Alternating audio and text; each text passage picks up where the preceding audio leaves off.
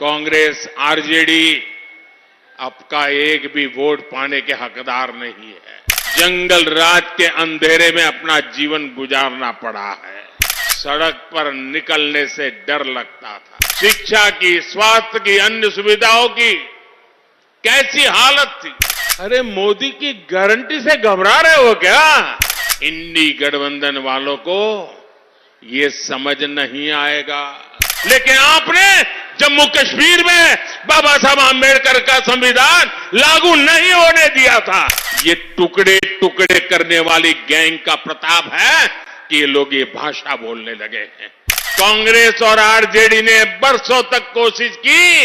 इनके मन में इतना जहर भरा है। कांग्रेस ने घोषणा पत्र नहीं, तुष्टीकरण पत्र जारी किया है। भ्रष्टाचार हटाओ, वो कहते हैं भ्रष्टाचारी बचाओ।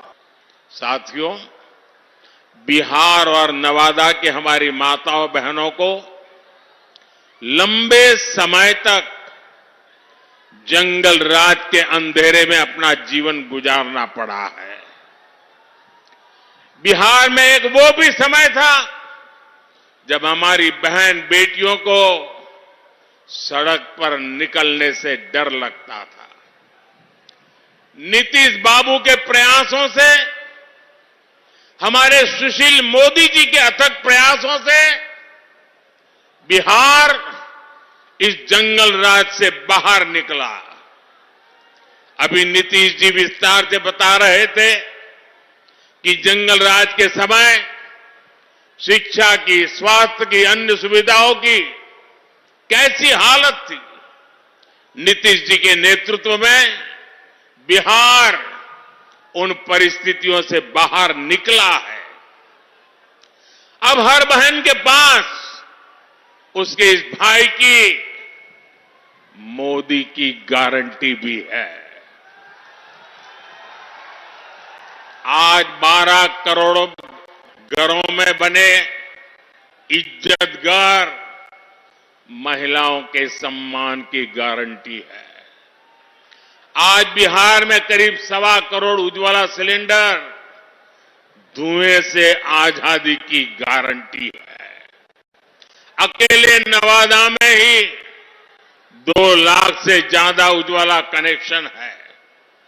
बिहार के गरीबों को मिले 37 लाख पीएम आवास, महिलाओं की सुरक्षा और सुविधा की गारंटी है।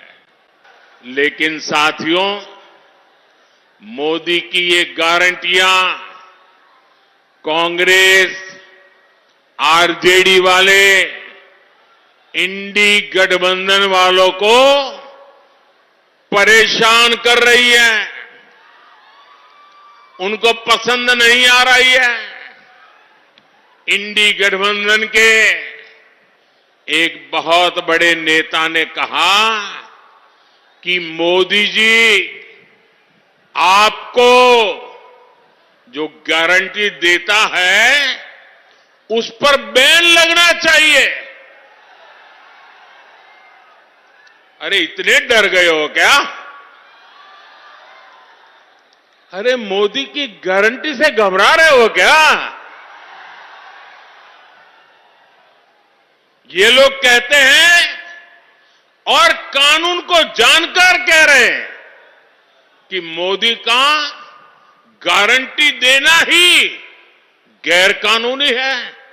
मेरे देशवासी, आप ही देश के मालिक हैं। आप मुझे बताइए, क्या मोदी गैर कानूनी काम कर रहा है? क्या गारंटी देना गैर कानूनी है? क्या मैं मेरे देशवासियों को मेहनत करने की गारंटी देता हूं तो क्या मैं गुनाह करता हूं? मैं मेरे देशवासियों को यह कहूं कि मैं 24 घंटे काम करूंगा तो क्या यह गुनाह है? मोदी गारंटी देता है, उसको भी उन्होंने गुनाह बना दिया। अरे भाई, मोदी गारंटी इसलिए देता है क्योंकि उसके पास गारंटी पूरी करने का मादा है। मोदी गारंटी इसलिए देता है कि मोदी की नीयत साफ है। मोदी इसलिए गारंटी देता है क्योंकि वो गारंटी पूरी करने के लिए जी तोड़ मेहनत करता है। अहंकार में डूबे इंडी गठबंधन वालों को, खुद को देश का परमानेंट शासक समझने वाले इंडी गठबंधन वालों को ये समझ नहीं आएगा।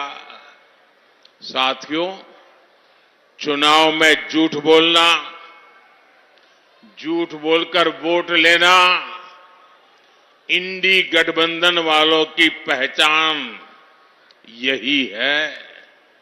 ये बाबा साहब आंबेडकर के संविधान की बातें करते हैं, लेकिन ये इंडी गठबंधन वाले जवाब दें।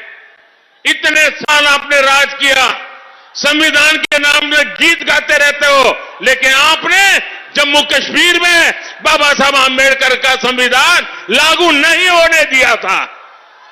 ये मोदी है जो बाबा साहब आंबेडकर के संविधान को जम्मू कश्मीर की धरती पर भी ले गया, इतने सालों के बाद ले गया। और आप कमाल देखिए, कांग्रेस के राष्ट्रीय अध्यक्ष, छोटा पद नहीं है, उन्होंने अभी भाषण किया। उन्होंने ये कहा, और वो कहीं शायद राजस्थान में बोल रहे थे, उन्होंने कहा कि भाई ये राजस्थान में आकर के 370 का क्या लेना देना, मोदी यहां आकर के 370 की बात क्यों करता है। ये सुनकर के मुझे बहुत शर्म आई। दोस्तों, क्या जम्मू कश्मीर हमारा है कि नहीं है? जम्मू कश्मीर हमारा है कि नहीं है?